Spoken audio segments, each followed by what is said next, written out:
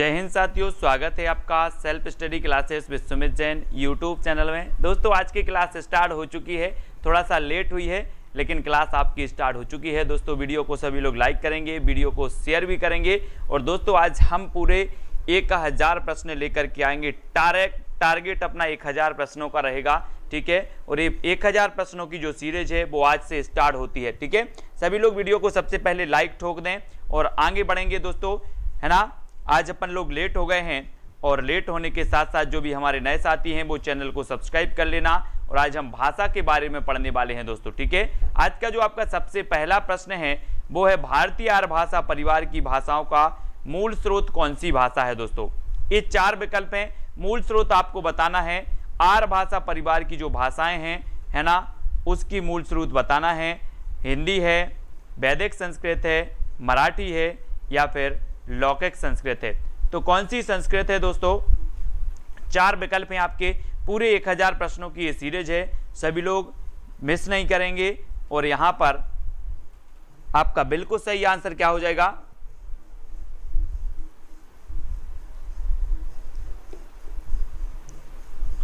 उत्तर होगा दोस्तों आपका। सभी लोग अगर आपसे बन रहा है तो उत्तर आप जरूर बताएंगे। और ये वैदिक संस्कृत नहीं है, वो लौकिक संस्कृत है। कौन सी संस्कृत है? लौकिक, यानी कि आपका जो डी नंबर है, डी नंबर वो सही हो जाएगा। वैदिक संस्कृत नहीं। आर्य भाषा परिवार की भाषाओं का जो मूल स्रोत है वो लौकिक संस्कृत माना जाता है, यानी कि आपका उत्तर होगा विकल्प नंबर डी, ठीक है। डी नंबर जिनने बताया है उनका आंसर बिल्कुल सही है, ठीक है। बढ़ते हैं दोस्तों अगले क्वेश्चन की ओर। तमिल, तेलुगु, कन्नड़ और मलयालम भाषाएं किस भाषा परिवार से संबंधित हैं? यानी कि आपका प्रश्न क्रमांक दोस्तों 2 है और 2 का उत्तर बताना है। तमिल, तेलुगु, कन्नड़, मलयालम भाषाएं किस भाषा परिवार से संबंधित हैं, ये आपको बतानी है। तो किस भाषा परिवार से संबंधित? सभी लोग उत्तर बताएंगे दोस्तों और आपको चयन करना है, जल्दी से बताएं।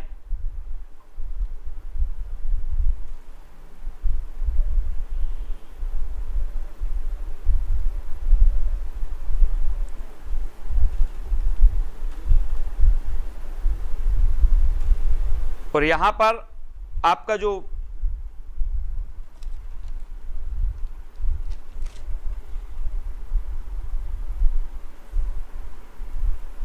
द्रविड़ है, द्रविड़ दोस्तों, द्रविड़ आपका बिल्कुल सही हो जाएगा, द्रविड़, ठीक है। हाँ वेरी गुड। यहां पर इसको सुधार लो भाइयों, सभी लोग सुधारो इसको, है ना। ये वैदिक संस्कृत है, बी नंबर, ठीक है। आर्य भाषा परिवार की जो भाषाओं का मूल स्रोत है वो वैदिक संस्कृत, यानी बी नंबर सही होगा। इसको काट दो, ठीक है, बी नंबर, इसको सुधार लो। और जो आपका दूसरा नंबर है कौन सा? तमिल तेलुगु परिवार, इसका सही उत्तर हो जाएगा द्रविड़ परिवार, है ना। सी नंबर सही हो जाएगा, बिल्कुल सही है, बहुत बढ़िया। भाषा का मूल रूप कौन सा है? 4 विकल्प हैं, ये बताना है आपको। भाषा का मूल रूप बताना है।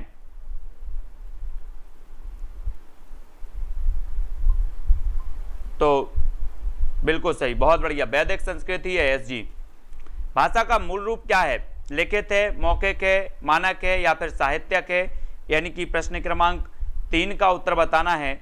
और जब मूल रूप की बात होती है दोस्तों, तो ना तो लिखित होता है, ना मानक होता है, ना साहित्यक होता है, तो होता कौन सा है? भाषा का मूल रूप कौन सा होता है? तो वो होता है कौन सा? मौखिक, यानी कि आपका बी नंबर बिल्कुल सही हो जाता है, ठीक है। अगला है खली बोली हिंदी का साहित्यिक रूप किस शताब्दी में विकसित हुआ? किस शताब्दी में विकसित हुआ? सभी लोग बताएंगे।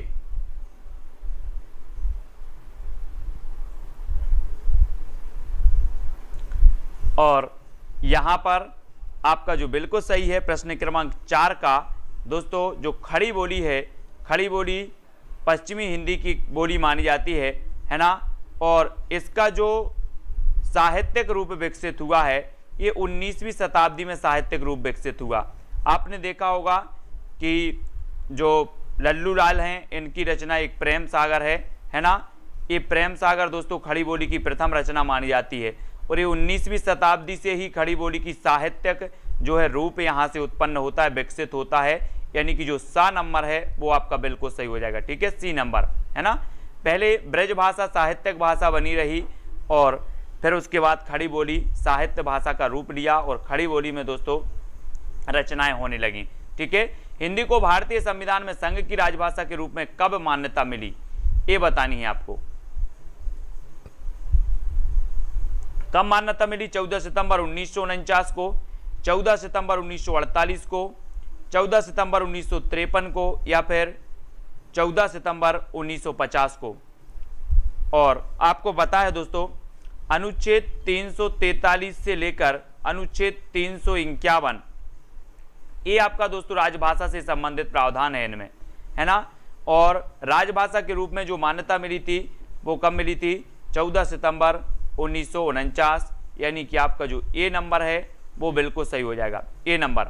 ठीक है, आचार्य महावीर प्रसाद द्विवेदी ने किस पत्रिका के माध्यम से खड़ी बोली हिंदी को परिष्कृत और परिमार्जित करने में महत्वपूर्ण भूमिका निभाई थी? तो बताना है आपको किस पत्रिका के माध्यम से। सरल है, आपको पता भी है कि 1903 में महावीर पत्र जो अपनी सरस्वती पत्रिका थी इसके संपादक बनाए गए थे। कौन बनाए गए थे? आपके महावीर प्रसाद द्विवेदी। ठीक है, और महावीर प्रसाद द्विवेदी बनाए गए दोस्तों तो इन्होंने सरस्वती पत्रिका के माध्यम से ही खड़ी बोली हिंदी को परिष्कृत और परिमार्जित करने में महत्वपूर्ण भूमिका निभाई थी। किसने? महावीर प्रसाद द्विवेदी साहब ने। और इसका सही उत्तर आपका सी नंबर बिल्कुल सही हो जाएगा, सी। ठीक है, अगला क्वेश्चन देख लेते हैं दोस्तों। अगला है आपका, उत्तर भारत की खड़ी बोली हिंदी दक्षिण में किस रूप में विकसित हुई? किस रूप में विकसित हुई? द्रविड़ हिंदी में हुई, दक्कनी में हुई, दक्कनी उर्दू में हुई, या परिनिष्ठित हिंदी में हुई? उत्तर भारत की खड़ी बोली दक्षिण में किस रूप में विकसित हुई थी? ये प्रश्न क्रमांक 7 का उत्तर करना है चयन। और यहां पर दोस्तों जो खड़ी बोली है ये दक्षिण में जाकर ये बन गई थी आपकी दक्कनी हिंदी। इसे कहा जाता है दक्कनी हिंदी, है ना। दक्षिण में जाकर दक्कनी हिंदी के रूप में ये विकसित हुई थी। कौन सी? खड़ी बोली। यानी आपका उत्तर बी नंबर बिल्कुल सही हो जाएगा। ठीक है, B number, very good.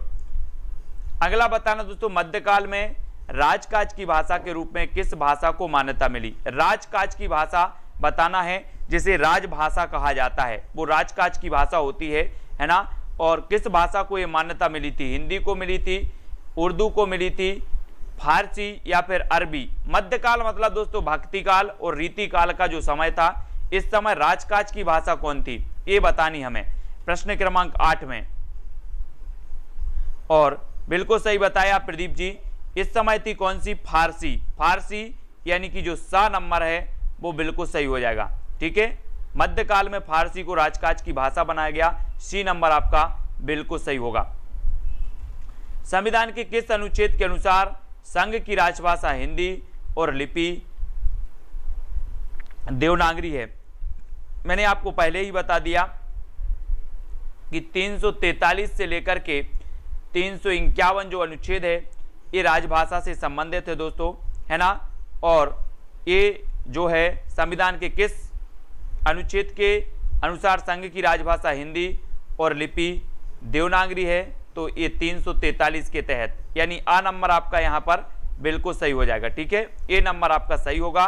Brajbhasha और अवधी किस काल की काव्य भाषाएं थी? बहुत ही बढ़िया प्रश्न है दोस्तों। ब्रजभाषा और अवधी ये किस काल की काव्य भाषाएं थी? प्राचीन, मध्यकाल, आधुनिक काल की, या फिर वैदिक काल की? आपको पता है कि पहले ब्रजभाषा का उपयोग होता था। ठीक है, 19वीं सदी में आकर के जो है खड़ी बोली बन गई, लेकिन ब्रजभाषा और अवधी आपको पता होगा सर्वाधिक इन दोनों ही भाषा का प्रयोग हुआ है। तो वो किस काल में हुआ है? जल्दी से चयन करेंगे आप 10 का आंसर, और 10 में आपको सही हो जाएगा दोस्तों कि हम मध्यकाल में देखते हैं तुलसीदास भी देखते हैं, सूफी काव्यधारा भी देखते हैं। तुलसीदास ने अवधी भाषा में रची, वहीं सूरदास को देखते हैं तो सूरदास ने ब्रजभाषा में रची। तो ये ब्रजभाषा और अवधी जो साहित्यिक भाषा बनी रही तो वो मध्यकाल में बनी रही, यानी कि आपका बी नंबर बिल्कुल सही हो जाएगा। ठीक है, मध्यकाल में, है ना। अगला क्वेश्चन देख लेते हैं दोस्तों, हिंदी की बोलियों को कितने वर्गों में रखा जाता है?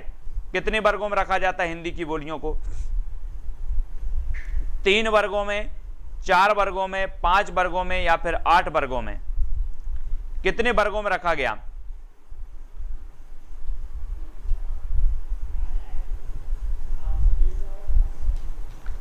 और हिंदी की बोलियों को जो दोस्तों रखा गया है वो रखा गया है 5 वर्गों में। कितने वर्गों में? 5, यानी कि आपका सा नंबर हिंदी की बोलियों को 5 वर्गों में रखा गया और सा नंबर आपका बिल्कुल सही हो जाएगा। ठीक है, सी नंबर। अगला है दोस्तों बुंदेली कन्नौजी बोली हिंदी के किस उपभाषा वर्ग की बोलियां हैं? तो ये तो सरल क्वेश्चन है, किसी का भी गलत नहीं होना चाहिए कि जो बुंदेली है और कन्नौजी है, आपको पता होगा कि ये बुंदेली कन्नौजी है ना, हरियाणवी, ठीक है, और कौन सी है? खड़ी बोली। ठीक है, खड़ी बोली भी आपकी हो गई, बुंदेली कन्नौजी हरियाणवी खड़ी बोली, और एक और है दोस्तों, कौन सी है? ब्रज, है ना। ये 5 भाषाएं हैं जो कौन सी भाषा के अंतर्गत आती हैं? पश्चिमी हिंदी की, है ना, पश्चिमी हिंदी के अंतर्गत आती है। बुंदेली कन्नौजी ये पश्चिमी हिंदी के अंतर्गत आती हैं, और पूर्वी के अंतर्गत आती हैं अवधी, है ना, अवधी, बघेली, ठीक है, और छत्तीसगढ़ी।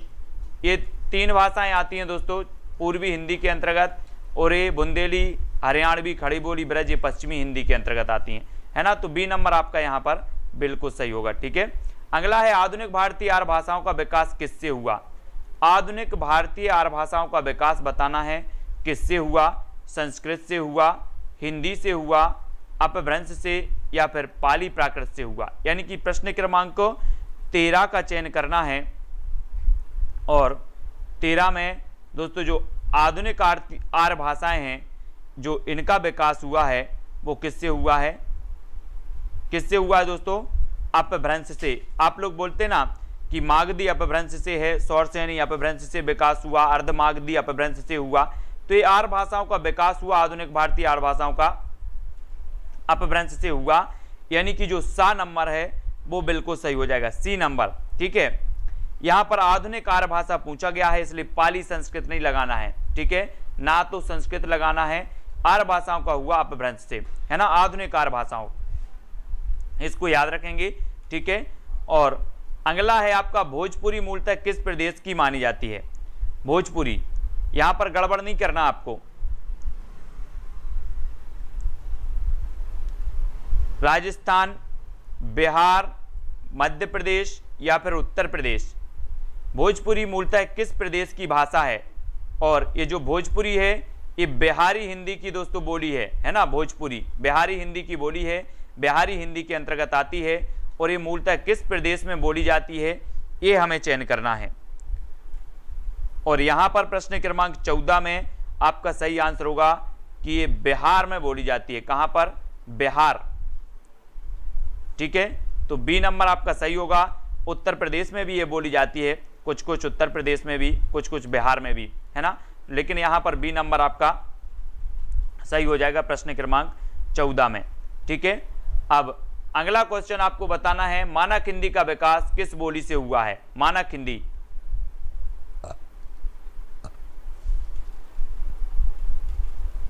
खड़ी बोली से हुआ है, ब्रज भाषा से हुआ है, अवधी से हुआ है, या फिर बांगरू से? मानक हिंदी का विकास किस बोली से हुआ है? मानक हिंदी यानी कि साहित्यक हिंदी, है ना, जिनका प्रयोग साहित्य में किया जाता है वो मानक हिंदी कहलाती है। और मानक हिंदी का प्रयोग जो विकास हुआ है वो खड़ी बोली से हुआ है, यानी कि आपका सही आंसर क्या हो जाएगा? आ नंबर। और खड़ी बोली आपकी जो है ये पश्चिमी हिंदी के अंतर्गत आती है ना, पश्चिमी हिंदी के अंतर्गत, है ना। और ये 19वीं सदी में दोस्तों साहित्यक भाषा बन गई थी। कौन सी? खड़ी बोली। 19वीं सदी में क्या बन गई थी? साहित्यक भाषा बन गई, और ये पश्चिमी हिंदी के अंतर्गत आती है। ठीक है, ये मानक भाषा का विकास खड़ी बोली से हुआ है, इसको भी हमें याद रखना है। ठीक है, नेक्स्ट आपको बता दें ये खड़ी बोली, ब्रज, अवधी, बांगरू ये चारों ही भाषाएं पश्चिमी हिंदी की हैं, है ना, चारों ही। भाषा के संदर्भ में अशुद्ध तथ्य कौन सा है दोस्तों? भाषा के संदर्भ में भाषा अर्जित संपत्ति है, भाषा सामाजिक वस्तु नहीं है, भाषा परिवर्तनशील है, या भाषा अनुकरण द्वारा अर्जित की जाती है? तो प्रश्न क्रमांक 16 का चयन करना है। तो अशुद्ध तथ्य बताना है कौन सा है? देखो, भाषा अर्जित संपत्ति है, बिल्कुल सही है। भाषा सामाजिक वस्तु है, नहीं है गया यहां पर, इसलिए इसको अपन क्या मान लेंगे? ये अपने प्रश्न का सही उत्तर हो जाएगा बी। भाषा सामाजिक वस्तु है, ये नहीं है दिया, तो आपका जो बी नंबर है वो बिल्कुल सही हो जाएगा। ठीक है, बी नंबर जिन्होंने भी चयन किया है उनका आंसर बिल्कुल सही है, कंफ्यूज नहीं होना यहाँ पर। ठीक है, नेक्स्ट चयन करते हैं दोस्तों अपन, लिपि के विकास क्रम में पहली लिपि कौन सी है। लिपि के विकास क्रम में पहली लिपि बतानी है, भावमूलक लिपि है, सूत्र लिपि है, चित्र लिपि है, या फिर प्रतीकात्मक लिपि है।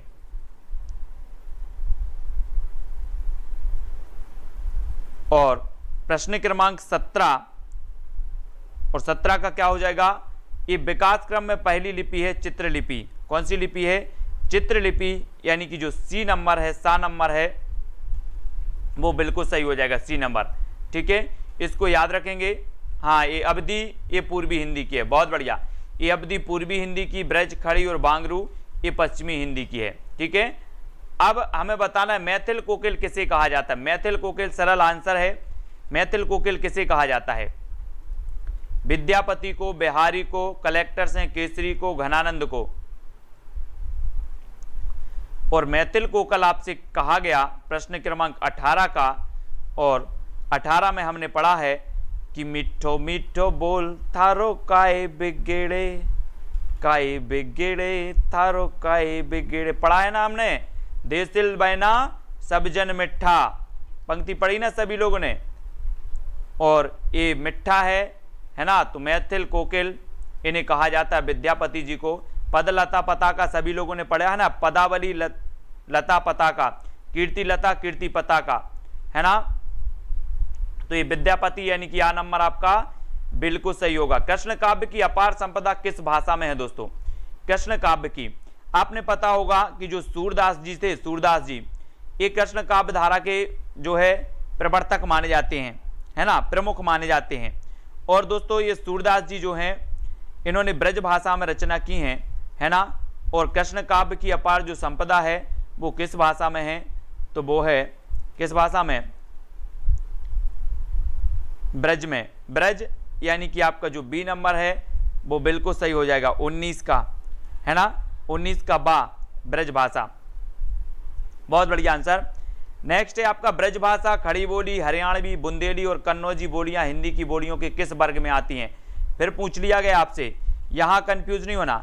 ब्रज, खड़ी, हरियाणवी, बुंदेली, कानों के खड़ी बुंदेली ब्रज भान हरि के पास, कानों के खड़ी बुंदेली ब्रज भान हरि के पास। कानों से बनेगा कन्नौजी, खड़ी से बनेगा खड़ी बोली, बुंदेली से बनेगा बुंदेली, ब्रज से बनेगा ब्रज, और हरि के पास तो हरियाणवी, है ना।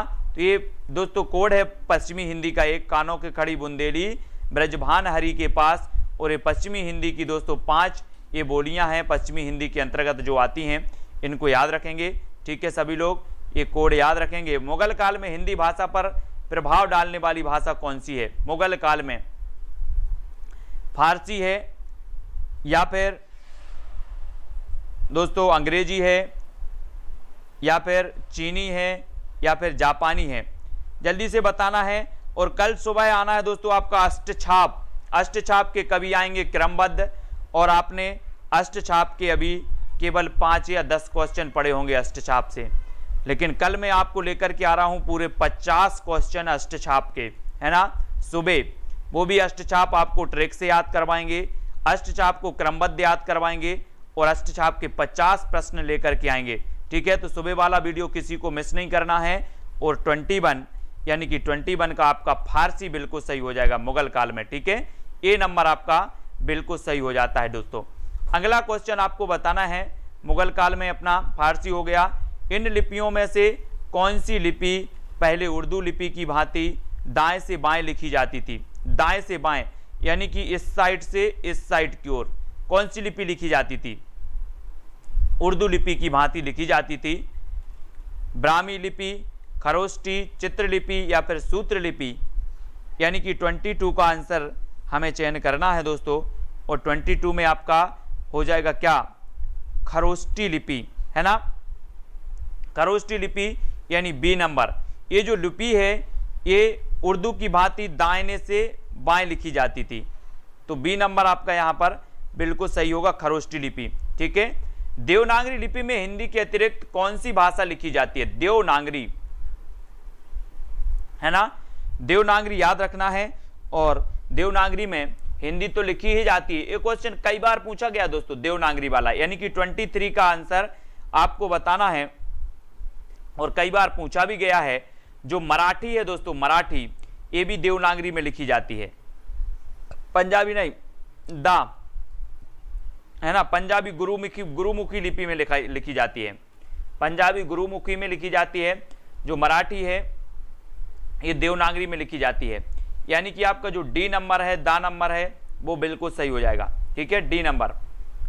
अगला है मेवाती और हाड़ौती बोलियां हिंदी में किस वर्ग की बोलियां होती हैं? मेवाती और हाड़ौती, बहुत ही बढ़िया है दोस्तों, है ना।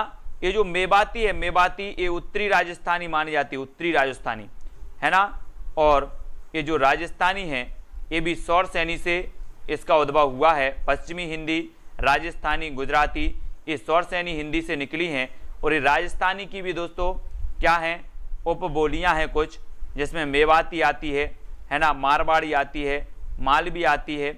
और ये जो मेवाती है और हाड़ौती है ये बोलियां राजस्थानी हिंदी के अंतर्गत आती हैं, यानी कि आपका जो बी नंबर है वो बिल्कुल सही हो जाएगा। ठीक है, बी। और अगला बताना है अधिकतर भारतीय भाषाओं की लिपियों का विकास किस प्राचीन लिपि से हुआ है? ब्राह्मी से हुआ है, खरोष्टी से हुआ है, कुटिल से हुआ है, या फिर शारदा लिपि से हुआ है? अधिकतम भारतीय भाषाओं का जो विकास हुआ है वो किस लिपि से हुआ है? यानी कि 25 का चयन करना है और 25 का आपका हो जाएगा दोस्तों। अधिकतर जो हमारी भाषाएं हैं उनका विकास हुआ है किससे? ब्राह्मी लिपि से। ब्राह्मी यानी कि जो आपका ए नंबर है, ब्राह्मी लिपि, है ना, बहुत प्राचीन लिपि मानी जाती है दोस्तों ब्राह्मी। और हमारी देवनागरी जो लिपि है वो भी ब्राह्मी से ही निकली है। अधिकतर भाषाओं की जो लिपि है वो देवनागरी लिपि से ही इनका विकास हुआ है। ठीक है, इनमें से हिंदी तरभाषी राज्य कौन सा है दोस्तों? हिंदी तरभाषी यानी कि जहां पर हिंदी नहीं बोली जाती, यानी कि 26 और 26 में आपका पता है कि जो उत्तर प्रदेश है ये हिंदी भाषी है, मध्य प्रदेश हिंदी भाषी है, बिहार हिंदी भाषी है, लेकिन जो महाराष्ट्र है यहाँ पर चलती है दोस्तों आपकी मराठी। कौन सी चलती है? मराठी, यानी कि ये हिंदी तरभाषी राज्य है महाराष्ट्र। और डी नंबर आपका बिल्कुल सही हो जाएगा। कुरैशी जी हैं अपने महाराष्ट्र के, कुरैशी जी, वो भी हिंदी पढ़ रहे हैं लेकिन, है ना, तो आपका जो डी नंबर है वो बिल्कुल सही होगा। ठीक है, संविधान के अनुच्छेद 343(2) के अनुसार संघ सरकार के कार्यों में अंग्रेजी का प्रयोग जारी रखने की व्यवस्था कब तक के लिए की गई? कब तक के लिए की गई है? 26 जनवरी 1950 तक के लिए, 25 जनवरी 1964 के लिए, 14 सितंबर 1950 या फिर 26 जनवरी 1965 के लिए की गई थी? यानी कि 27 का उत्तर बताना है। और आपको पता है कि ये 25 जनवरी 1964 तक की गई थी, लेकिन इसको आगे बढ़ा दिया गया। और दोस्तों अभी हमारी क्या है? राजभाषा है हिंदी, तो इसको याद रखेंगे। इसका 15 सालों के लिए रखी गई थी अंग्रेजी, है ना, तो 25 जनवरी 1964 तक इसको माना गया था। यानी कि जो आपका बी नंबर है प्रश्न क्रमांक 27 का, है ना, वो सही हो जाएगा, 64 तक। ठीक है, 15 ईयर, वेरी गुड। तो बी नंबर सही हो जाएगा। फिर हिंदी में किस भाषा के अर्थ में पहले साधु भाषा, टकसाली भाषा तथा परिनिष्ठित भाषा का प्रयोग होता है?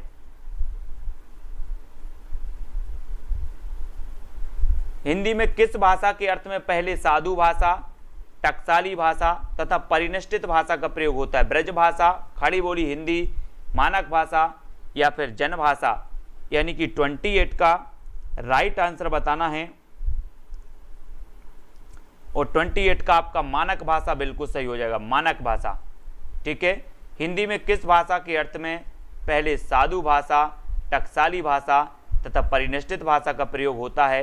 तो वो होता है मानक भाषा। इसको साधु भाषा भी कहते हैं, टकसाली भाषा भी कहते हैं, परिनिष्ठित भाषा भी कहते हैं, मानक भाषा को। और मानक भाषा का जो विकास हुआ है वो किससे हुआ है? खड़ी बोली से, है ना, खड़ी बोली से विकास हुआ मानक भाषा का, और मानक भाषा को ये कहा जाता है टकसाली। काव्य पंक्तियां किस कवि की हैं दोस्तों? जामे रस कछु होत है, पढ़त ताहि सब कोय, बात अनूठी चाहिए भाषा कोऊ होए। ये पंक्ति कौन सी है? अनूठी चाहिए 29 में। जामे रस कछु होत है, पढ़त ताहि सब कोय, और बात अनूठी चाहिए भाषा कोऊ होए। भाषा कोई भी होए। और दोस्तों ऐसी बात भारत के लिए बोली जाएगी, क्योंकि भारत में विभिन्न प्रकार की भाषाएं बोली जाती हैं, है ना। भाषा कोई होए बोले तो कोई होए मतलब कितनी है काए? बहुत सारी हैं बोले। कहाँ पर? भारत में। तो भारतेंदु हरिश्चंद्र की ये पंक्ति हो जाएगी, है ना। भारत में तो भारतेंदु हरिश्चंद्र। भाषा कोई होए तो भारत की बात हो रही, वो तो डायरेक्ट आ नंबर आपका बिल्कुल सही होगा। भारतेंदु साहब की ये पंक्ति है। हिंदी खड़ी बोली गद्य के विकास में किस साहित्यकार ने महत्वपूर्ण भूमिका निभाई? तो सदल मिश्र ने निभाई, मिश्र बंधु ने निभाई, ग्रियर्सन ने निभाई, या फिर अमीर खुसरो ने? खड़ी बोली गद्य के विकास में किस साहित्यकार ने महत्वपूर्ण भूमिका निभाई थी? यानी कि प्रश्न क्रमांक 30 का उत्तर बताना है। और वो साहित्यकार थे दोस्तों कौन? सदल मिश्र। इनमें से तो कोई नहीं थे, ये सदल मिश्र थे, है ना। इनकी रचना कौन सी थी? नासिकेतोपाख्यान, है ना, आपने पढ़ी है ना नासिकेतोपाख्यान। सदल मिश्र थे, है ना। लल्लू लाल जी थे, सदा सुखलाल जी, ये सभी इन्होंने दोस्तों खड़ी बोली को गद्य के विकास में महत्वपूर्ण भूमिका निभाई इन्होंने। और आ नंबर आपका बिल्कुल सही हो जाएगा, ठीक है। आ नंबर इन्होंने तो प्रयोग किया था, अमीर खुसरो ने तो सबसे पहले प्रयोग किया था, भूल नहीं जाना। रचना जो लिखी थी वो लल्लू लाल ने प्रेम सागर लिखी थी, लेकिन अमीर खुसरो ने बहुत पहले प्रयोग किया था खड़ी बोली का, है ना। अगला है पाणिनि ने किस ग्रंथ के द्वारा भाषा को एक रूपता देने का प्रयास किया है? अष्टाध्यायी। पाणिनि ने किस ग्रंथ के द्वारा भाषा को एक रूपता? और पाणिनि की तो हम पढ़ते हैं पाणिनि यानी कि अष्टाध्यायी, है ना, यानी कि 31 का आंसर आपका हो जाएगा क्या? पाणिनि की अष्टाध्यायी। अष्टाध्यायी पढ़ना है, अष्टाध्यायी पढ़ना है, ठीक है। तो अष्टाध्यायी पढ़ना है, यानी कि जो आ नंबर है वो बिल्कुल सही होगा, ए नंबर। पुरानी हिंदी को किस भाषा का समानार्थक माना गया है दोस्तों? पुरानी हिंदी को किस भाषा का समानार्थक माना गया? यानी कि 32 का आंसर बताना है। प्राकृत का, अपभ्रंश का, पाली का, या फिर लौकिक संस्कृत का? किसका समानार्थक? और आपका बिल्कुल सही है कि चंद्रधर शर्मा गुलेरी ने हिंदी को, अपभ्रंश को पुरानी हिंदी कहा है ना, अपभ्रंश को पुरानी हिंदी कहा है। और साहित्यिक अपभ्रंश को किसने कहा? रामचंद्र शुक्ल ने कहा पुरानी हिंदी। तो पुरानी हिंदी को दोस्तों समानार्थक माना जाता है अपभ्रंश का, है ना। तो आपका जो बी नंबर है वो बिल्कुल सही हो जाएगा। पश्चिमी हिंदी का उद्भव किस अपभ्रंश से हुआ? पश्चिमी हिंदी का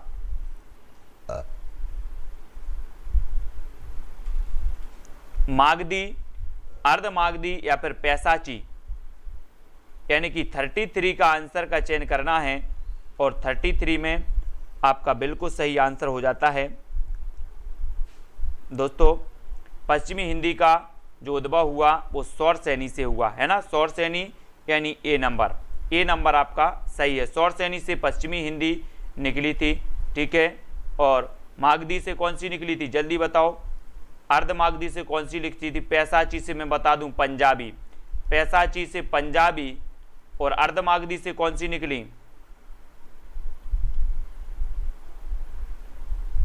मागधी से बिहारी हिंदी, है ना। और बिहारी का बंगला ओढ़ा असमिया में, बिहारी का बंगला ओढ़ा असमिया में, ठीक है। और अर्धमागधी से कौन सी निकली? पूर्वी हिंदी। तो बिहारी का बंगला ओढ़ा असमिया में, तो बिहारी बंगला, है ना, ओढ़ा से उड़िया और असमिया, ये 4 निकली थी दोस्तों। काय से? मागधी से, अर्धमागधी से पूर्वी हिंदी, सौरसेनी से पश्चिमी हिंदी, और पैसाची से पंजाबी, है ना। इनको याद रखेंगे, ठीक है। और बिहारी हिंदी की आपको पता ही होगी, भोजपुरी है, इसकी भोजपुरी है, मैथिली है ना। और मगही भी है इसकी, मगही, मैथिली और भोजपुरी है ना, ये बिहारी हिंदी की हो जाती हैं, तो इनको याद रखेंगे। ठीक है, अगला है पूर्वी हिंदी की बोलियां अपभ्रंश की किस रूप से विकसित हुई हैं, यानी कि 34 का आपसे पूछ लिया गया और 34 का आप बता दो। पूर्वी हिंदी, पश्चिमी हिंदी है ना, और बिहारी हिंदी, ये सभी आपको पता होनी चाहिए दोस्तों। बिहारी हिंदी की मागधी से निकली बिहारी हिंदी, पूर्वी हिंदी जो निकली ये कहाँ से निकली, अर्धमागधी से, है ना, अर्धमागधी यानी कि बी नंबर, अर्धमागधी से आपकी निकली दोस्तों कौन सी, बा। ठीक है, अर्धमागधी ये आपका बिल्कुल सही हो जाएगा।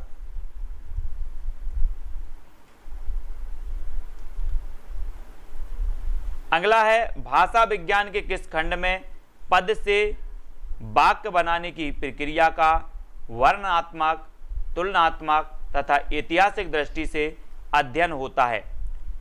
पद विज्ञान, ध्वनि विज्ञान, वाक्य विज्ञान या फिर अर्थ विज्ञान। भाषा विज्ञान के किस खंड में पद से वाक्य बनाने की प्रक्रिया का वर्णनात्मक, तुलनात्मक तथा ऐतिहासिक दृष्टि से अध्ययन होता है, यानी कि 35 का आंसर चयन करना है और 35 में आपका बिल्कुल सही आंसर हो जाएगा दोस्तों विकल्प नंबर सा, यानी कि वाक्य विज्ञान, है ना, वाक्य विज्ञान, और सी नंबर आपका बिल्कुल सही होगा।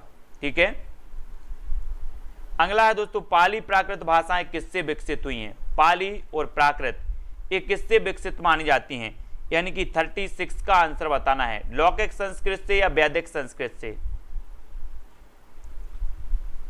तो पाली और जो प्राकृत भाषाएं हैं दोस्तों ये निकली हैं कौन सी, वैदिक संस्कृत से, है ना।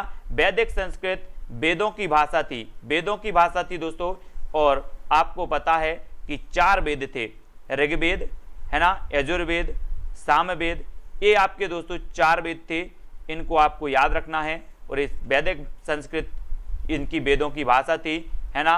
सबसे प्राचीन वेद था ऋग्वेद, और इसी वैदिक संस्कृत से पाली और प्राकृत भाषाओं का उद्भव हुआ था, यानी कि आपका जो डी नंबर है वो बिल्कुल सही हो जाएगा। भाषा के संदर्भ में महात्मा गांधी ने किसका समर्थन किया था, हिंदुस्तानी का, हिंदुई, उर्दू या फिर हिंदी का। दोस्तों आपको पता होगा कि जो हिंदुस्तानी थी ये इसमें उर्दू के मिश्रित शब्द थे, यानी कि उर्दू और हिंदी का सम्मिलित रूप था हिंदुस्तानी, है ना। तो महात्मा गांधी ने जो समर्थन किया था वो किसका किया था, तो वो समर्थन किया था इन्होंने हिंदुस्तानी का। काय का, हिंदुस्तानी का समर्थन किया था किसने, महात्मा गांधी ने। और हिंदुस्तानी जो थी ये उर्दू और हिंदी की मिश्रित थी, यानी कि आपका उत्तर बी नंबर बिल्कुल सही हो जाएगा। ठीक है, हिंदुस्तानी महात्मा गांधी जी ने। और अगला क्वेश्चन बताना, खड़ी बोली का दूसरा नाम क्या है, यानी कि 38 का चयन करना है। इसे कन्नौजी कहा जाता है, इसे कौरबी कहा जाता है, इसे बघेली कहा जाता है, या इसे मगही कहा जाता है। क्या कहा जाता है, खड़ी बोली। और दोस्तों आपको पता होगा कि हरियाणवी जो होती है, हरियाणवी, इसे बांगरू कहा जाता है, बांगरू, है ना, हरियाणवी को बांगरू कहा जाता है। और जो खड़ी बोली है इसे दोस्तों आपको बताना है, और इसे कौरबी कहा जाता है। बहुत बढ़िया आंसर, खड़ी बोली को कौरबू, हरियाणवी को बांगरू, है ना। तो इनके नाम भी आपको पता होनी चाहिए। और अवधि का केंद्र स्थान क्या है, अवधि का केंद्र स्थान बताना है। और आपको पता होगा दोस्तों एक क्वेश्चन आपको पता होगा कि जो सगुण भक्ति का जो केंद्र माना जाता है वो माना जाता है क्या, दक्षिण भारत, है ना, क्योंकि सर्वाधिक सबसे पहले यहाँ पर सगुण भक्ति का ही उदय हुआ दोस्तों। फिर यहाँ से जो सगुण भक्ति धारा के कवि थे कौन, रामानंद थे, सगुण भक्ति, है ना। यहाँ से फिर कबीरदास जी हुए और कबीरदास जी ने निर्गुण मार्ग को अपनाया। सगुण भक्ति ये दक्षिण में क्या हुई थी, इसका उदय हुआ था। वैसे ही अवधि बोली का जो केंद्र था वो क्या था, यानी कि 39 का उत्तर बताना है, और 39 का हो जाएगा अयोध्या। ठीक है, अयोध्या अवधि का था। और अयोध्या में आपको पता है कि क्या हुआ था, राम का जन्म। और दोस्तों आपको पता होगा कि जो रामचरितमानस भी लिखी गई वो भी किस में लिखी गई, अवधि में लिखी गई, है ना। राम के जीवन पर आधारित अवधि में भी लिखी गई है रामचरितमानस। और खड़ी बोली का प्रयोग साहित्यिक हिंदी खड़ी बोली के अर्थ के अतिरिक्त किस अर्थ में होता है? तो किस अर्थ में होता है? खड़ी बोली का प्रयोग साहित्यिक हिंदी खड़ी बोली के अर्थ के अतिरिक्त किस अर्थ में होता है? शुद्ध के अर्थ में, दिल्ली मेरठ के आसपास की लोक बोली के अर्थ में, लोक साहित्य की भाषा के अर्थ में, या फिर लोक गीतों की भाषा के अर्थ में। यानी कि प्रश्न क्रमांक 40 का आपको चयन करना है और आपका सही हो जाएगा दोस्तों। जो खड़ी बोली है ये होती है दिल्ली मेरठ के आसपास की जो लोक बोली के अर्थ में प्रयोग होती है, और बी नंबर आपका यहाँ पर सही हो जाएगा। ठीक है, बी नंबर। और आपकी जो आज की जो कथा है वो यहीं पर विसर्जन हो जाती है। ठीक है, आज अपनी क्लास जो है लेट शुरू हुई थी, है ना, थोड़ा सा कुछ काम था इसलिए आपकी जो क्लास है वो लेट चालू हुई थी। और दोस्तों कल का जो वीडियो है, ऐसे कोई प्रश्न में आपको डाउट तो नहीं लगा, कहीं कोई किसी को डाउट लगा हो तो वो बता सकते हैं। ठीक है, और किसी भी क्लास में आपको कहीं भी डाउट लगता है तो आप बताया करें। ठीक है, अपन उसको सॉल्व जरूर करेंगे, उसका हल जरूर निकालेंगे। ठीक है, तो वीडियो को सभी लोग लाइक करना है दोस्तों, वीडियो को शेयर भी करना है। और बबीता सिंह जी मेरठ से हैं, बहुत बढ़िया, है ना। और यहाँ के आसपास की जो बोली होती है वो खड़ी बोली का के रूप में प्रयोग होती है ना। सबिता शुक्ला जी, नमन जी, सुमन वर्मा जी, सहासरा, दारसू जी, ये जो तिरंगा वाले दिख रहे हैं आपको, ये ज्वाइंट मेंबर हैं। सुमन वर्मा हैं, फतेह सिंह जी हैं, यश रत्ती जी हैं, है ना। और हमारे नए मेंबर बने हैं मनोज सिंह जी। ठीक है, वो ज्वाइंट मेंबर बने हैं। सुनील शर्मा जी हैं, यश रत्ती जी हैं, है ना। सभी लोग वीडियो को लाइक जरूर करेंगे और वीडियो को शेयर भी आपको अवश्य करना है। आशु गोंडवाल जी हैं, सीमा जी, मनोर हरनाथ जी, मंजू बाला जी, रोहित कुमार जी, है ना, प्रियंका प्रीति जी, फतेह सिंह, सबिता जी और देशराज जी, ममता एमसी, बबीता जी, सभी को धन्यवाद दोस्तों। कल अपनी कक्षा यथावत लगेगी, यथावत समय पर 9 बजे लगेगी। ठीक है,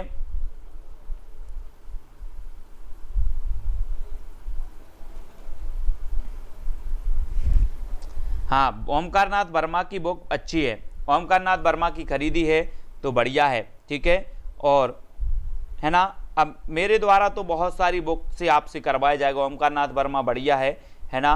विवेक शंकर ये इसमें विस्तृत भी दिया है, विवेक शंकर जी की बुक, है ना, बहुत बढ़िया। एस जी, फतेह सिंह जी और लाल दास जी, सभी को धन्यवाद दोस्तों। सभी लोग इसी प्रकार से जुड़े रहें। जो भी ज्वाइंट मेंबर बनकर चैनल को सपोर्ट करना चाहते हैं वो ज्वाइंट मेंबर जरूर बन जाएंगे, है ना।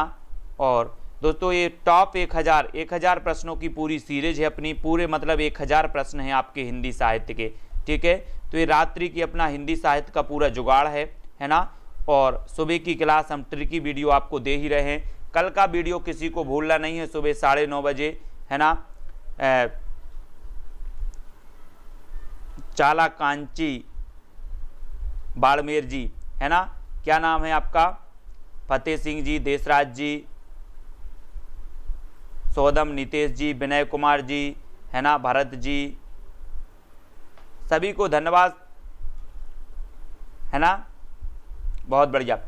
देशराज जी बहुत बढ़िया। और दोस्तों अनिल मराबी, मुकेश जी,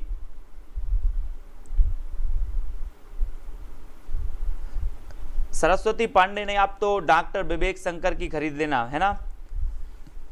विवेक शंकर, सरस्वती पांडे की भी बढ़िया है, लेकिन मैं आपसे बोल रहा हूं कि आप विवेक शंकर की खरीद लें, बढ़िया बुक है। ठीक है, चुन्नी लाल जी बहुत बढ़िया, चुन्नी लाल जी हैं, है ना। और चुन्नी लाल चालकना बाड़मेर, थैंक यू। तो इसी प्रकार से सभी लोगों को दोस्तों वीडियो को लाइक करना, शेयर करना। और सुबह अच्छा बताओ अष्टछाप के अभी तक आपने कितने प्रश्न पढ़े हैं अष्टछाप के? कल मैं अष्टछाप के 50 प्रश्न लेकर के आ रहा हूं और ट्रिक भी लेकर के आऊंगा अष्टछाप को, है ना। क्या है, कल अपन जो पढ़ रहे हैं सुबह का वीडियो जो आ रहा है आपका अष्टछाप वाला आ रहा है ना। और अष्टछाप के जो अब कवि हैं मैं इसी इंतज़ार में था दोस्तों कि अष्टछाप के जो कवि हैं उनका क्रमबद्ध हमें कुछ मिले मटेरियल। तो वो क्रमबद्ध मटेरियल मैंने आज निकाला है विवेक शंकर जी की बुक से, और वो मटेरियल कल आप तक पहुंचेगा ट्रिक के माध्यम से, है ना। वो आपको क्रमबद्ध मिलेंगे अष्टछाप के कवि, और वल्लभाचार्य के 4 शिष्य कौन थे उसकी ट्रिक मिलेगी, विट्ठल नाथ के 4 शिष्य कौन थे उसकी भी ट्रिक मिलेगी। साथ ही अष्टछाप की जो स्थापना हुई 1565 में, इसका दोस्तों आपको क्या मिलेगा, पूरा 50 प्रश्न मिलने वाले हैं। जैसे आपसे पूछा जाता था वरिष्ठ कवि कौन थे, फिर सबसे धनी कवि कौन थे, ऐसे ऐसे कई प्रश्न आपसे पूछे जाते हैं। कल का वीडियो जिसने पढ़ लिया तो अष्टछाप से कोई भी एग्जाम हो जाए, अष्टछाप से इसके बाहर नहीं जाएगा। अष्टछाप का प्रश्न, एक आध प्रश्न अष्टछाप से हर एग्जाम में मिल जाता है, और कल का वीडियो देख लिया तो अष्टछाप का कोई भी एग्जाम में इससे बाहर कभी प्रश्न नहीं जाएगा। ठीक है, तो वीडियो को लाइक और शेयर अवश्य करेंगे। आज के वीडियो के लिए सभी को धन्यवाद दोस्तों। जय हिंद। प्रीति बच्चन जी, है ना, और फतेह सिंह, प्रदीप जी, सभी को धन्यवाद।